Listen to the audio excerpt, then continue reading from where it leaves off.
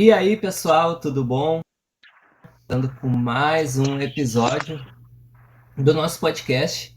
Estou muito feliz de receber aqui hoje o Pedro, um cara, gente boa, gente finíssima demais, um dos rapazes mais inteligentes que eu já conversei até hoje, né? Dizendo que eu não conversei com tanta gente assim. Então, Pedro, seja muito bem-vindo. Eu quero que tu te apresente para o pessoal aí. O assunto hoje vai ser muito legal. Vamos ter um bate-papo aqui top mesmo. Eu estava ansioso para gravar isso com ele. E eu vou deixar ele se apresentar e depois a gente segue aqui. Beleza. E aí, pessoal, tudo bem? Eu sou o Pedro, sou estudante de Relações Internacionais aqui no Instituto de Desenvolvimento e Pesquisa de Brasília. Sou a minha área que eu mais tenho estudo e mais gosto de acompanhar é a área de segurança internacional. E estou muito feliz pelo convite, muito feliz mesmo divulgar mais sobre relações internacionais, falar mais sobre relações internacionais. É uma área de estudo fantástica, muito rica, que com certeza tem muito a acrescentar de conhecimento para todo mundo. Também sou apresentador de podcast, também tenho o meu aqui, fazer o Merchan, que é o Hellcast. Então, quem gosta de relações internacionais, quem gosta desse tipo de tema, quer conhecer mais, eu também tenho um Hellcast, que eu tenho certeza que todo mundo vai gostar. E muito obrigado pelo convite e vamos falar que eu acho que esse podcast hoje vai ser bem produtivo. Bom, né, gente? O podcast do Pedro, muito bom, por sinal. É, ele e mais um pessoal lá da faculdade que ele estuda. Já assisti praticamente todos os episódios e deixei alguns comentários lá também, porque a gente vai falar hoje aqui sobre relações internacionais, basicamente sobre geopolítica, né? E é um assunto que eu gosto bastante, sou bem curioso, né? Não sou nenhum conhecedor, mas sou bastante curioso sobre relações internacionais. Então, Pedro, para a gente iniciar aqui, eu queria que tu falasse um pouco sobre o que é relações internacionais, né? Desse aí um leque para a gente abrir, talvez, para onde a gente vai. A gente tem alguns temas aqui que a gente vai abordar, mas talvez o Uhum. assunto leve para algum outro caminho, né? Então, para o pessoal entender, para quem está em casa e assistindo, vamos começar do básico, do beabá, assim. Eu queria que tu passasse para Uhum. nós o que significa relações internacionais, o que é relações internacionais. Bem, as relações internacionais é uma área de estudo muito aberta, né, muito abrangente, porque a gente pensa, a primeira coisa que a gente pensa é a interação entre países. E óbvio que as relações internacionais também são relações entre países, mas não só isso. Ela, na verdade, ela é uma área que estuda todo tipo de interação, não só de países, mas também de organismos internacionais, de grupos que atuam internacionalmente, eles sendo legais ou ilegais. Então, assim, as relações internacionais ela é a área de estudo que ela estuda a interação entre organismos, grupos, países, estados, é, no cenário internacional. Né? Então, a partir do momento inclusive, tem áreas das relações internacionais dentro de um mesmo país, né? Então, por exemplo, tu organizar grupos terroristas são estudados no mundo inteiro, são divulgados no mundo inteiro, interagem e têm interferência em outros países, logo, as relações internacionais também os estuda. Então, relações internacionais é o estudo que estuda justamente a interação entre organismos e órgãos internacionais, países, tudo isso é abrangido nas relações internacionais. Show. Pedro, o que define um país? O que define uh, um, um território de terra ser chamado de país? Bem, a gente tem três coisas para um país ser um país. Ele precisa ter território, ele precisa ter povo e ele precisa ter soberania. Existe um quarto aspecto que a gente debate até dentro das relações internacionais, que ele também precisa ser reconhecido como um país. Porque um país ele pode ter povo, pode ter território, pode ter soberania, e ninguém o reconhecer como um país. Tá. Tu É um pode, país? Não é um país. Aí é um debate dentro das próprias relações internacionais. tá. Tu pode dar uma pequena observação aqui para nós. Tá. Ter território, beleza, né? Uma extensão de terra significa ter um Uhum. território. O povo significa a sociedade que habita ali naquele lugar. E o que é um país ser soberano? Bem, um país ser soberano é ele ter a capacidade, ele ter poder e controle sobre aquele território. Então, dar um exemplo. Digamos o Brasil. A partir do momento que tu está no Brasil, teoricamente, tu deve seguir as leis do Brasil. Então, o Brasil tem poder, né, de coordenar, mandar dentro do seu território. Isso é soberania. O Estado brasileiro é soberano dentro daquele território. Nenhum outro país pode chegar no Brasil e falar o que ele pode ou não pode fazer dentro do território dele. Isso é soberania. Entendi. Show. Bom, então, se um território de terra tem um povo que habita nele, é soberano, ou seja, reconhece um governo, né? Que comanda ali. Isso. Não precisa necessariamente também. É um Estado, digamos assim. Né? Mas pode-se dizer um governo. Ok, Tá. pode-se dizer um governo. Então ele já pode se caracterizar um país, mas aí entra o quarto ponto que tu falou, né? Ele tem que ser reconhecido como um país. O que pode acontecer com algum território ter todas essas três características, mas não ser reconhecido como um país. Isso pode acontecer também. Só que aí que eu acho que é o debate complicado, porque se tu já tem território, tu tem soberania sobre esse território, como é que tu vai dizer que aquele território é pertencente a outro país, né? Se ele não tem soberania, logo ele não é um país já de imediato. Se ele tem soberania, é muito difícil tu dizer que esse país é de outro país, porque ele se auto coordena. Então, por exemplo, vou dar um exemplo atual, Taiwan. Taiwan, se eu não me engano, tem 12 países que o reconhecem, de todos os países do mundo. Mas ele tem povo, tem território, tem soberania. E tem 12 países que o reconhecem. Dá para dizer que Taiwan não é um país? Então, assim, é um debate complicado, mas na minha visão é impossível ou muito difícil. Temos algumas poucas exceções. A gente tem territórios de disputa, óbvio, como a Caxemira, mas é difícil, assim, um país ter soberania, ou seja, se autogerir e ele não ser reconhecido como um país, porque não tem como tu dizer que ele faz parte de outro país se esse país não manda nele, se ele não exerce soberania sobre esse território. Isso acontece com China e Taiwan? E isso acontece com China e Taiwan. A China acha, para a China, Taiwan é um território chinês, Uhum. e para Taiwan, Taiwan é um território independente, um país independente. E E os só que Estados tá, Unidos só que reconhece ele como independente? se eu não me engano, nem os Estados Unidos reconhece Taiwan como independente. Eu acho que eu não vou Perigoso, hein? afirmar com 100% de certeza, mas a última vez que eu me lembro de pesquisar sobre isso, nem os Estados Unidos reconhecia como um país por causa das relações com a China, né?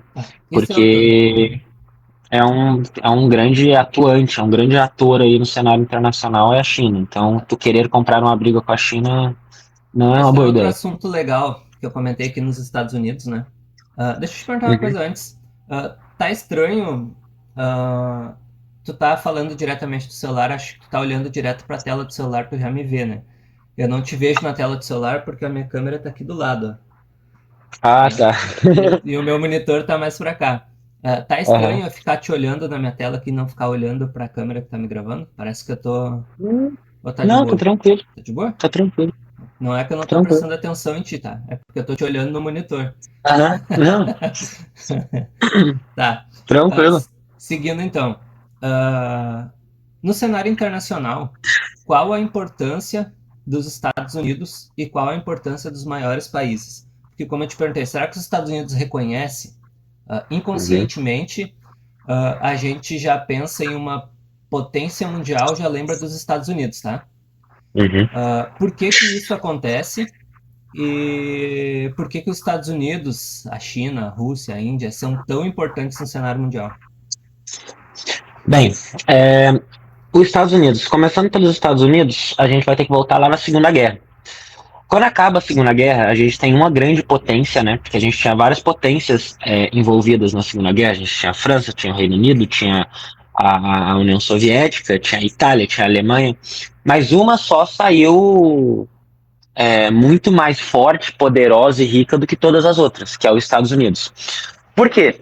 Porque a guerra não foi lá, a Europa estava devastada por causa da guerra, os Estados Unidos estava no outro lado do oceano, e os Estados Unidos investiu muito belicamente, né, em vender arma, né, e apoiar militarmente os países europeus.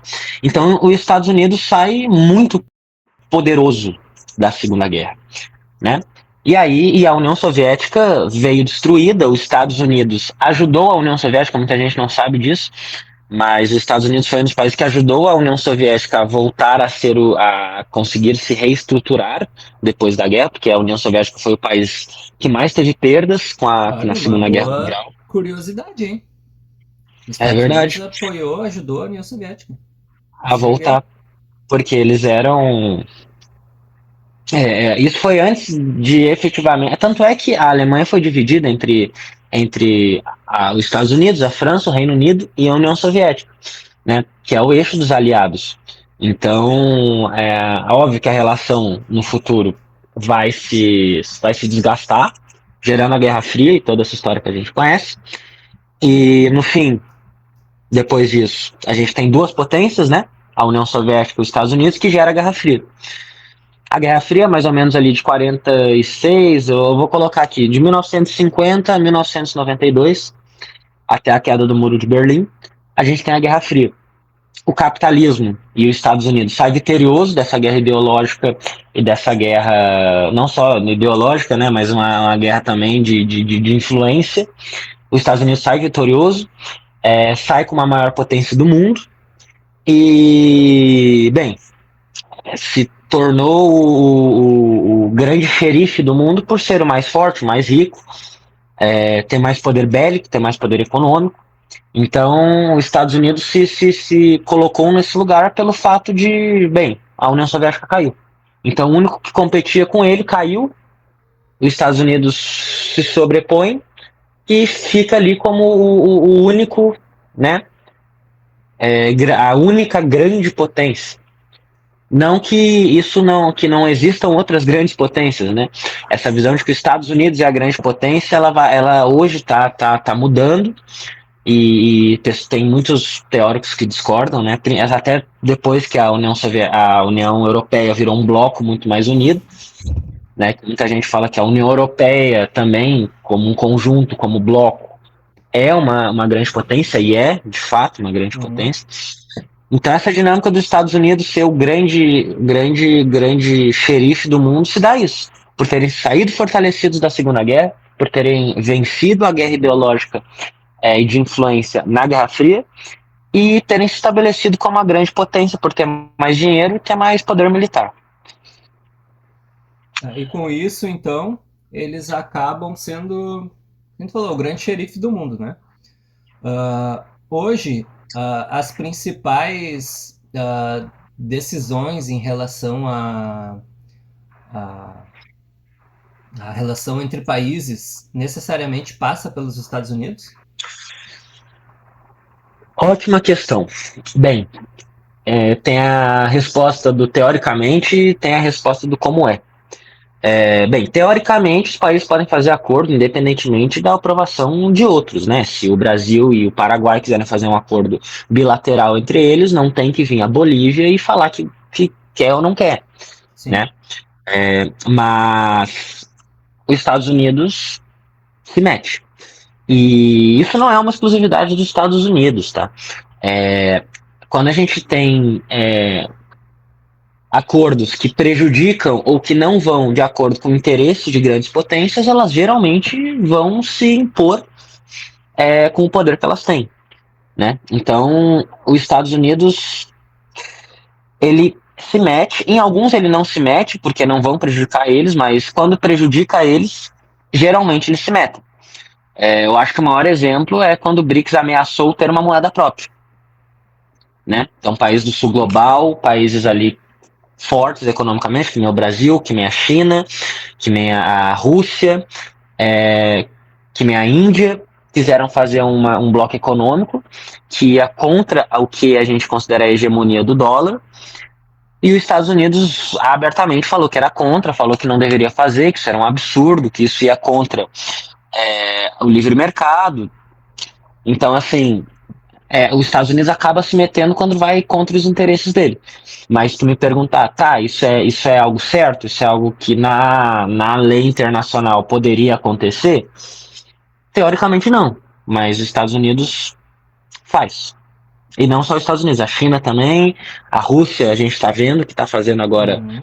na Ucrânia. Então, assim, grandes potências fazem isso Tu falou normalmente. até um termo legal pra gente entrar agora, que é sobre o BRICS, né? Ah, se cogitou até quando começou a guerra da Rússia com a Ucrânia, de que como o Brasil tinha relações com a Rússia através do BRICS, que podia dar ruim pra gente. E isso eu lembro que viralizou um monte de vídeo na época, né? Uhum, E tem como te explicar melhor pra gente o que é o BRICS? Acredito que muita gente não saiba, né? uhum. O que é a organização, para que serve, enfim, todos os detalhes aí que tu possa dar pra gente. Bem, o BRICS ele surge com um conceito muito nobre, porque o BRICS, na verdade, ele é um conjunto de países do sul global. A definição de país do sul global e a Rússia, tá? A Rússia não é do sul global, mas ela é a exceção desse bloco. São países que ficam na parte sul se a gente pegar a linha do Do Equador, né? Equador para baixo, seria parte sul A do própria globo. sigla, né? BRICS já é Brasil, Rússia, Índia, Índia, China e South Africa. China e Essa África do África do Sul. Sul. Exato. Então, são países do sul global, são países que a gente chama países em desenvolvimento. O que é discutível, né? Porque a China, por exemplo, é considerada uma grande potência, mas que ainda está se desenvolvendo. Então, assim, o BRICS ele começou com uma aliança econômica entre esses países, né? Puramente econômica. O objetivo do BRICS era ser uma força econômica para bater de frente com a hegemonia dos países do norte global, né? Que então a gente tem os Estados Unidos, a gente tem a Europa como um todo, a gente tem o próprio Japão, como países ali que são mais pujantes economicamente, que coordenam esse mercado internacional, e o BRICS seria um contraponto a isso vindo da gente, mais do sul global. O problema é que, na minha visão, e eu explico isso bem, tem até um episódio do meu podcast que fala sobre o BRICS, Já assisti, muito que, bom por sinal, vou até deixar aqui, vou recomendar para vocês. que virou político, né? Na minha visão, até quando a Rússia é um dos fundadores, já se torna algo político, mas hoje cada vez mais eu vejo se tornando político. Porque eu não consigo ver com bons olhos países como o Irã participando do BRICS, países como a própria China participando, Ah, a Rússia participando, porque a gente tem um aspecto muito político nesse sentido.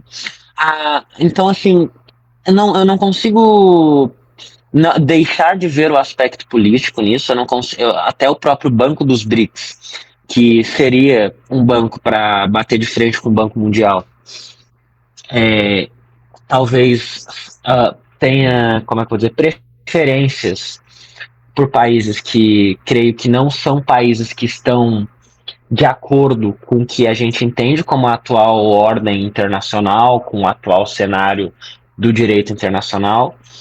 Então eu acho isso perigoso. Eu acho perigoso, eu acho que seria que o BRICS é algo que a gente tem que discutir como política nacional mesmo. Pensar, pô, é esse lado que o Brasil quer estar do mundo, é o lado dessa galera que o Brasil é, quer se apoiar? eu vejo, Pedro, que ele se tornou mais político quando quiseram abrir para a entrada de novos países e países que necessariamente não são democráticos, né? Uhum, Aí tu acaba entrando num debate, aceita esses países, não aceita? Isso é censura? Isso não é? uhum. Queria que tu falasse um pouco sobre isso, No viés político agora do BRICS, o Uhum. que poderia impactar para nós, né, a entrada de países que não se denominam democráticos, apesar da Rússia não ser um país democrático, né, e já fazer parte, mas países como tu citou agora, o Irã, que inclusive está em guerra, né, Uhum. fazer parte, o que influenciaria da gente ter relações comerciais com o Irã, sendo que é um país que está em guerra e não é um país democrático? O Irã fica como exemplo, mas tem outros países também, né? Sim. Então, isso pode influenciar de várias formas. A gente viu esse problema que a gente teve quando a gente quis fazer uma moeda que batesse de frente com o dólar. Isso já foi né, mudar um pouco a dinâmica ali, dar uma fervida na dinâmica Brasil e Estados Unidos. Eu lembro muito bem, não sei se lembram, quando isso aconteceu, que o próprio Trump falou que era algo ruim, que isso ia Sim, ser né? ruim para os Estados Unidos. Então, o ponto é a gente se posicionar num lado, às vezes, errado da história. Então, por exemplo, o fato da gente defender a gente mudar o cenário, né, internacional, porque a gente entende que, e aí quando eu falo a gente, esses países do BRICS e o próprio Brasil defende isso, que é o multilateralismo. Então, assim, a gente tem o multilateralismo, o multilateralismo é legal, que é a gente tirar o centro desse discurso da Europa e da América do Norte e também trazer para cá. O problema é o que a gente vai, por que a gente, pelo que a gente vai substituir essa ordem liberal internacional, que é essa ordem europeia da América do Norte, dos Estados Unidos. Eu não consigo ver um multilateralismo, um novo sistema internacional com um sistema que o Irã ajuda a montar, com que a Rússia ajude a montar, com que a China ajude a montar, porque isso vai contra valores ocidentais. E aí isso é uma outra discussão, Exato. que é o que é um país ocidental, o que é um país oriental. Né? Porque não necessariamente politicamente falando, se teu país está na região do mundo Oriente, ele é um país politicamente alinhado com o Oriente. Né? Eu acho Hoje que eu se vejo. eles têm ou não as culturas, né? Acredito que seja. Porque Hoje a eu gente já tem que cuidar deixo. para não entrar em um outro viés também, em debates muito cultural dos países, que a gente entra em coisas que talvez não seja legal trazer aqui no momento. Em um outro momento a Uhum. gente debate, né? Sobre isso. Mas eu também não vejo com bons olhos, tá? A entrada desses países pro BRICS. Sim. Então, assim, hoje eu não nem vejo mais assim essa dinâmica de oriental e ocidental. Eu acho que isso já foi, isso era da época da Guerra Fria. Eu acho que hoje a gente já tem blocos políticos de democracias e um bloco político de não democracias. E cada vez mais, e aí quando eu digo democracias, democracias liberais, democracias de livre mercado, democracias que são capitalistas, né? Então, e cada vez mais eu vejo essa dinâmica de ver alguém que quer bater de frente com esse sistema liberal democrático que a gente vê hoje na maior parte dos países do mundo. Então, assim, eu acho muito perigoso. Então, vamos montar um sistema multilateral, vamos montar um sistema diferente. Mas a gente vai montar esse sistema multilateral com a China, com o Irã, com a Rússia, com o Vietnã, com Cuba. É com essa galera que a gente vai montar esse novo sistema. Então, eu não acho positivo o Brasil querer se colocar nesse lado da história. Eu acho Exato. positivo a gente ter alianças econômicas com países que são grandes potências. Não vejo problema nenhum a gente ter aliança econômica com a China, acho vantajoso. A gente tem que ter com a China, a gente tem que ter com os Estados Unidos, a gente tem que ter com a Europa. Agora, quando a gente vai por esse eixo político, a defesa do multilateralismo, que é algo positivo, mas a gente quer substituir esse atual sistema que nós temos para colocar um outro sistema, e esse sistema seria montado e pensado com países que não são democracias, eu acho um problema. Também acho. concordamos nesse ponto, apesar eu acho que todos os pontos que a gente abordar aqui a gente vai acabar sempre concordando, né? Porque a gente tem o É, mesmo viés ideológico. é. Mas, Pedro, dando sequência aqui, a gente tocou num assunto do momento, né? Ah, Uhum. que foi que a gente citou o Irã. E o Irã, como a gente sabe, ele está em guerra com Israel. Sim, Ah, poderíamos comentar um pouco sobre o acontecido? Ah, claro. principalmente, a gente vê notícias. Israel atacou o Irã. Irã retalhou. Israel jogou míssil. Morreu tantos. Morreu esse, morreu aquele. Beleza. Uhum. Mas por quê? O que levou? O que está acontecendo, entendeu? Ah, Aham. por que Israel sempre é tratado como um mocinho, tá? A não ser pela esquerda, né? Que apoia. Não vou entrar no mérito, tá? Não vou entrar no mérito. Mas por que Israel atacou o Irã? Vamos partir desse ponto. Vamos partir daí. Vamos lá. Israel atacou o Irã porque o Israel sempre teve medo do Irã ter uma bomba nuclear, né? Então, por quê? Porque é uma ameaça existencial a Israel. Israel ali no Oriente Médio é o único país judeu Uhum, e é o único país que não é islâmico, que não é muçulmano. Então é uma dinâmica muito difícil, é uma questão existencial. Se o Irã tiver uma bomba nuclear, Israel poderia deixar de existir. Por quê? Porque uma bomba nuclear tem um poder destrutivo gigantesco e Israel é um país muito pequeno. Então para Israel é uma questão existencial, de Israel existir ou não. Então, para Israel tomou muito cuidado e sempre prestou muita atenção se o Irã estava ou não produzindo, enriquecendo urânio para produzir uma bomba nuclear. É importante antes a gente entender o seguinte: existe um acordo internacional de não proliferação de bombas nucleares, no qual o Irã é um signatário, ok? Ou era um signatário, e Israel não. Israel não assinou, junto com a Índia e com o Paquistão. Foram os únicos três países que não assinaram esse acordo. Então, o Irã, teoricamente, não poderia ter uma bomba nuclear no aspecto jurídico da coisa. Porque a partir do momento que um país assina um tratado, ele deve cumprir esse tratado, né? E juridicamente falando, para o direito internacional. Então seria estaria descumprindo a lei internacional o Irã se estivesse produzindo com o tratado assinado. Aí vamos lá. O Irã, teoricamente, segundo Israel, lembrando, segundo Israel e Estados Unidos. Então é importante a gente sempre ter essa. Nada é uma verdade absoluta. Tem o que tu Pedro, fala, tem o que eu falo. eu vou Ah, sair 2 minutinhos só para pegar o carregador do meu celular e já volto, tá? aí continuando o mesmo que a gente está falando. Então, juridicamente, o Irã já não poderia fazer isso. Mas, segundo Israel e os Estados Unidos, ele estava. E aí, o Israel, isso é importante ser dito, Israel atacou pontos específicos dentro do Irã. Então, ele matou, Israel assassinou, matou. Não vou falar assassinar porque tinha justificativa, não foi só um Sim. assassinato.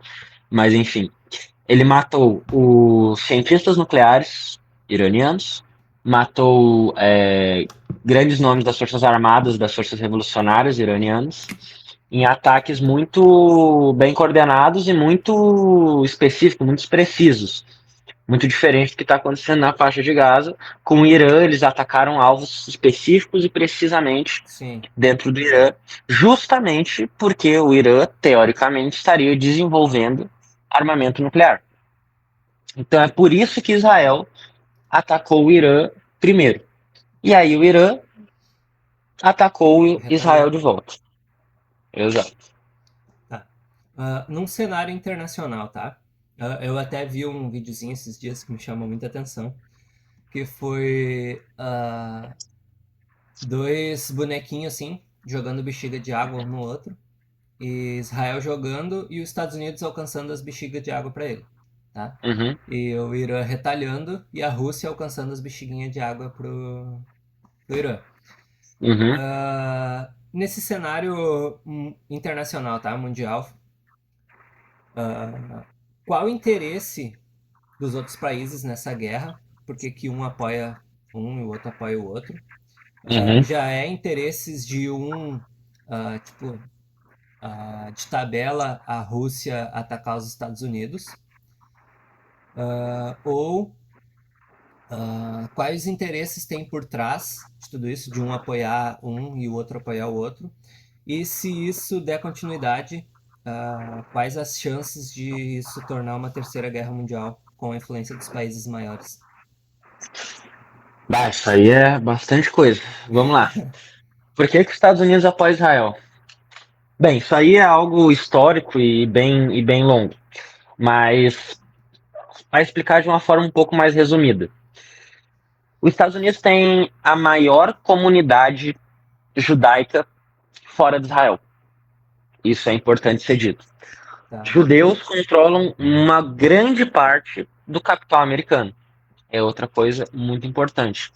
E Hum, o lobby judaico e israelense, por tabela, dentro dos Estados Unidos é muito forte. Por uhum, eles terem muita gente e por eles terem muito capital americano na mão deles. tá. Então, para os Estados Unidos apoiar Israel é algo quase indiscutível. O Israel vai sempre ser apoiado pelos Estados Unidos. É difícil usar essa palavra sempre nas relações internacionais, né? Porque pode ser daqui a 1000 anos mude completamente a dinâmica. Sim. Mas, assim, numa perspectiva mais atual, é impossível a gente pensar em Israel sem apoio dos Estados Unidos, né? Tanto é que, se a gente for para ver nas negociações internacionais, nas próprias propostas que vão contra qualquer interesse de Israel, os Estados Unidos vetam essas propostas de maneira explícita. Em relação à Rússia, é justamente uma dinâmica de poder, né? A Revolução Iraniana foi uma revolução, eu vou dizer, uma revolução anti-Ocidente, antidemocrática, antiliberalismo, anti tudo que os Estados Unidos e a Europa propunham e propõem ao mundo. Se eu não me engano, a Revolução Iraniana foi em 1979, salvo a data e salvo o erro aí da data. E então o interesse da Rússia ali é de influência mesmo. Porque Israel é uma grande zona de influência americana, uma grande zona de influência europeia, uma grande, pô, base militar e potência bélica no Oriente Médio, de um eixo contrário ao russo. Então, para a Rússia é interessante Hum, estar ali presente, mesmo que não diretamente, estar ali presente para ter, pra aquela área não ser uma zona de total comando e influência americana. Mas, assim, grande parte do equipamento iraniano é da União Soviética, assim, para te dizer assim, mais da metade é soviético. Então, assim, grande parte das armas são soviéticas, tanque, caça, muita coisa do Irã é soviético. Então, assim, a Rússia ajuda muito o Irã, mas eu não posso dizer que a Rússia ajuda tanto o Irã quanto os Estados Unidos ajudam Israel, pela diferença gritante econômica, né, sim. da Rússia e dos Estados Unidos. E outro aspecto importante é a diferença bélica de Israel e Irã. Mas isso aí eu vou deixar se tu falar, se tu quiser que eu fale sobre. Eu acho interessante, porque a ideia aqui é a gente trazer conhecimento, porque que nem eu falei, a gente às vezes ouve falar da guerra, estão em guerras, mas não entende o contexto, entendeu? Uhum, Por muitas vezes eu conversei com pessoas que falaram, estão em guerra, estão em guerra, estão em guerra. Aí eu argumentei o sentido o porquê da guerra e as pessoas não sabiam. Tipo, só uhum, simplesmente atacou porque, queria o território ou queria eliminar eles por questão econômica. E às vezes não é uhum. só isso, né? A gente tem o exemplo, não sei se tu quer continuar nesse assunto ou quer entrar em outros. Eu acho que a gente podia continuar aqui. Pode, esse assunto é fantástico, dá pra É, falar né? bastante. Bom, então vamos seguir, Pedro. Se tu quiser falar sobre armamento, né? Sobre o poder bélico, Uhum. você tá com a palavra aí. Então, que outra coisa importante entender, né? E muita gente tá falando que Israel, que agora o Irã vai acabar com Israel, que Israel tá ferrado porque o Irã tá atacando, que caiu um míssil, tá caindo um míssil em Tel Aviv. Bem, primeiro é importante a gente entender a diferença bélica, quando eu digo bélica é militar, do Irã para Israel. Se a gente vê número, pode não parecer tão gritante. Mesmo, né, sendo em alguns aspectos um é maior que o outro é maior que o outro, não pode não parecer tão gritante. Quando a gente vai falar de tecnologia, organização militar e a forma tipo assim, estrutura militar, a inteligência militar e tecnologia, não existe comparação entre Israel e Irã. Não existe. Porque Israel usa equipamento americano, europeu, tem usa dinheiro americano e europeu, equipamento, tudo de última geração. Israel usa F-35, é o caça de última geração americano. Então, assim, é uma diferença abissal. O que está acontecendo de o Irã conseguir acertar pontos em Tel Aviv, isso realmente está acontecendo. Caiu mísseis em Tel Aviv, de Uhum. fato. Isso, inclusive, foi uma surpresa para mim, porque para mim isso não seria possível. Na minha cabeça é alguma falha do sistema antiaéreo israelense, ou talvez uma sobrecarga do sistema antiaéreo israelense, pode ser também, né? Ser sobrecarregado pela quantidade. Mas assim, a diferença é muito grande. Então é importante as pessoas entenderem quando verem aí, tiverem no Twitter, nas redes sociais, principalmente uma galera de um certo aspecto político falarem agora o Irã vai acabar com Israel. Isso não vai acontecer, tá? Eu posso garantir para vocês que a diferença militar dos dois é muito grande. Em menos de 48 horas, Israel conseguiu tomar totalmente o espaço aéreo da capital do Irã, de uma forma tranquila, não exigiu grandes esforços de Israel. E agora com os Estados Unidos lá, e já os Estados Unidos dizendo que vai se meter, o Trump falando abertamente que acabou as negociações, o Irã ele vai ter duas escolhas: ou o Irã vai se render ou o regime iraniano vai cair.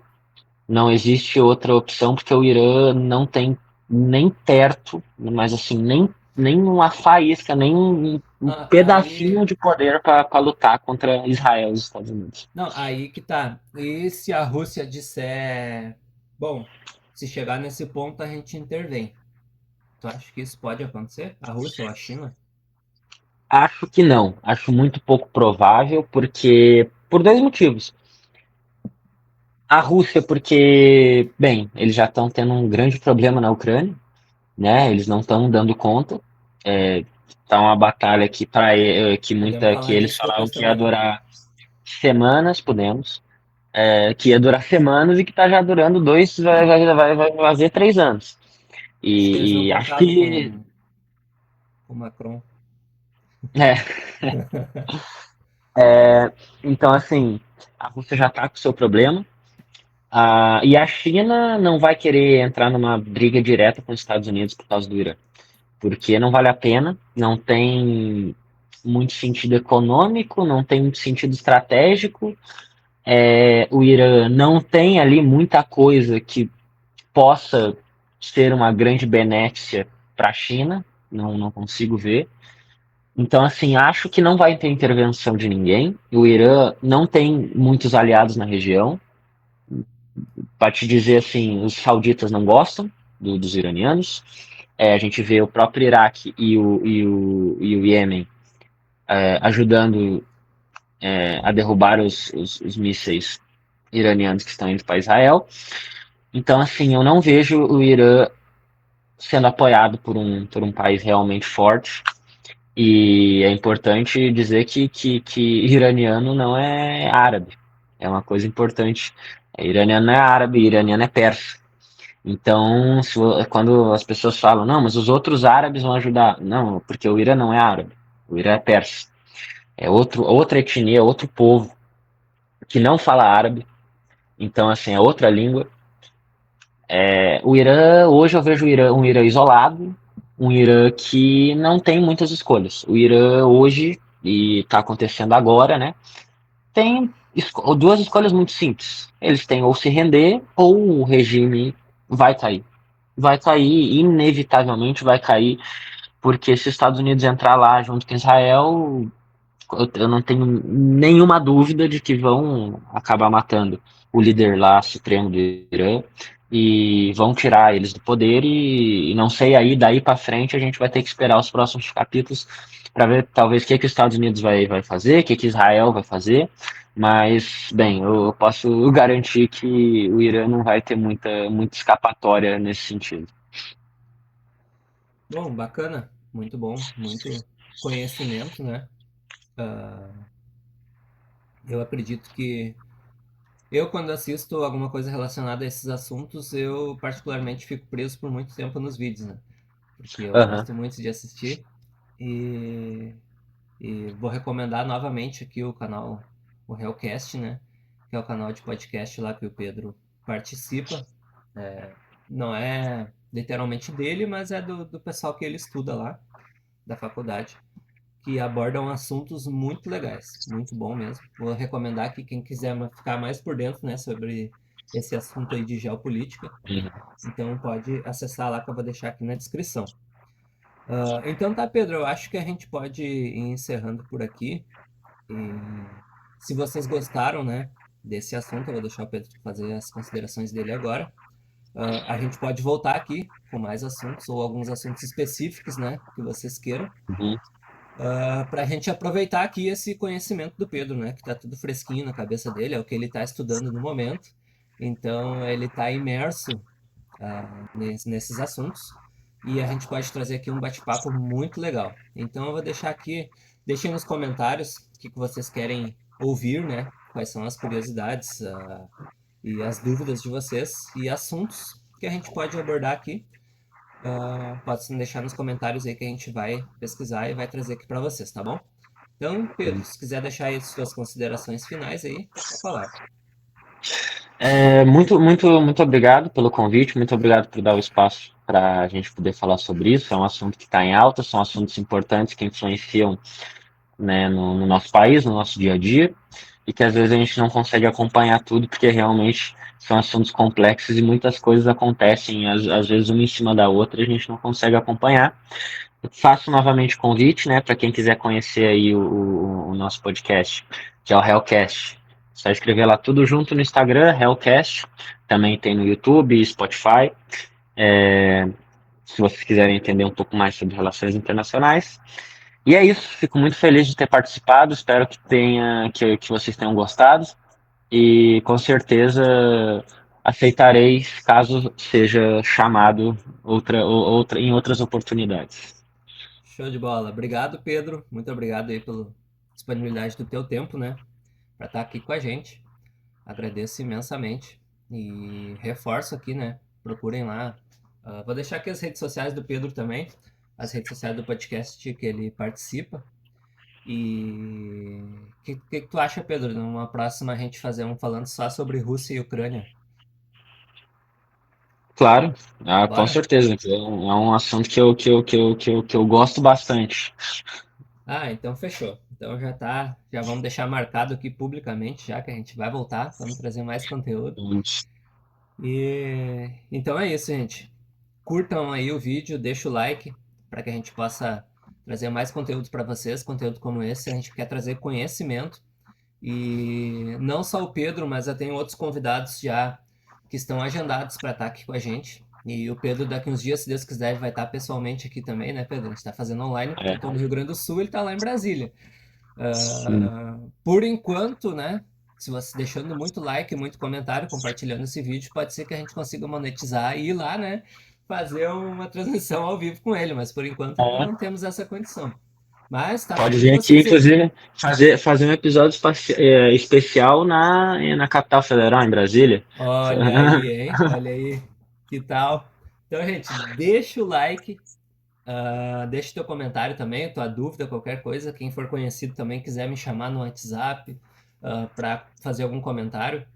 Se quiser também chamar no Instagram, fiquem à vontade.